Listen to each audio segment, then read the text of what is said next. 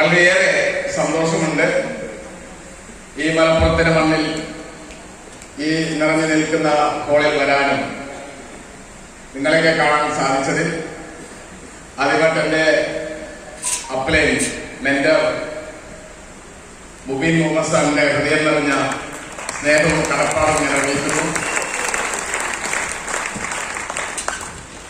എന്റെ സ്വന്തം നാട് കണ്ണൂർ ജില്ലയിൽ കൂത്തുപറമ്പിലാണ്. പക്ഷെ ഞാൻ ഇപ്പം ഒരു കോഴിക്കോടുകാരനാണ്. അഡ്രസ്സൊക്കെ കോഴിക്കോടൊക്കെ ചേഞ്ച് ചെയ്തു. വയനാടാണ് എന്റെ ബൈഫോസ്.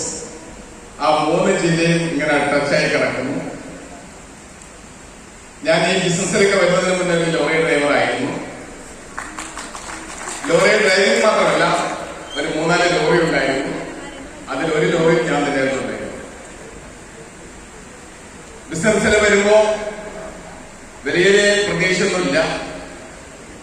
നെറ്റ്വർക്ക് മാർക്കറ്റിംഗിൽ ഏകദേശം 10-18 വർഷം ആയി. എനിക്കിന്ന് ഏറ്റവും വലിയ സന്തോഷവും എന്താണെന്ന് ചോദിച്ചു കഴിഞ്ഞാൽ, മുബീൻ സാർ നമ്മളെ മെന്ററാണ്, നമ്മളെ വഴികാട്ടി. ഇതേപോലെ തന്നെ എനിക്കിതിന്റെ ബാലപാഠങ്ങളെല്ലാം പഠിക്കാൻ അവസരം ലഭിക്കുകയും ഞങ്ങൾ ഏറ്റവും കൂടുതൽ ഒരു അതിശയത്തോടുകൂടി കണ്ട വ്യക്തി ഇവിടെ ഉണ്ട്.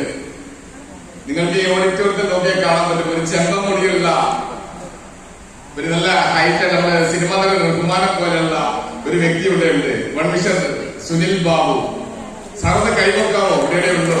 യെസ്. അതേപോലെ അഡ്വക്കേറ്റ് ആന്റണി സർ, ഇതൊക്കെ ഞങ്ങളെ ഗുരുക്കന്മാരാണ്. എന്തായാലും ഈ ഒരു അവസരത്തിൽ ഇങ്ങനെയൊക്കെ വരാനും സംസാരിക്കാനും സാധിച്ചത്. എന്റെ അച്ഛനും അമ്മയും 3 പെങ്ങന്മാരുള്ള കുടുംബമായിരുന്നു. അച്ഛൻ കൂലിപ്പണിക്കാരനാണ്, അമ്മയും കരിങ്കത്തൊഴിലാളി കൂലിപ്പണിയായിരുന്നു.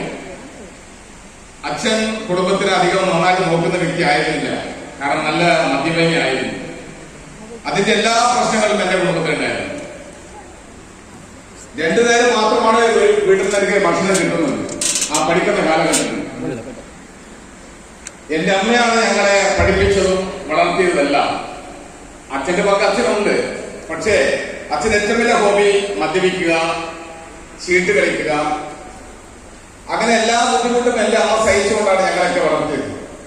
ഭക്ഷണത്തിന്റെ കുറവ് കൊണ്ടാണ് വിദ്യാഭ്യാസം 8ാം ക്ലാസ്സിൽ വെച്ച് നിർത്തി.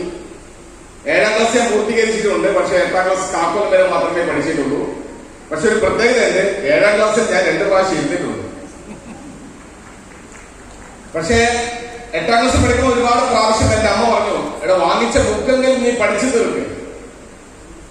കാരണം എനിക്ക് എന്റെ അമ്മയെ സഹായിക്കണം, എനിക്ക് നല്ല ഫുഡ് കഴിക്കണം. അമ്മ കടയിൽ പോയിട്ട് വരുമ്പോ ഒരു വലിയ നേന്ത്രപ്പഴം കൊണ്ടുവരും.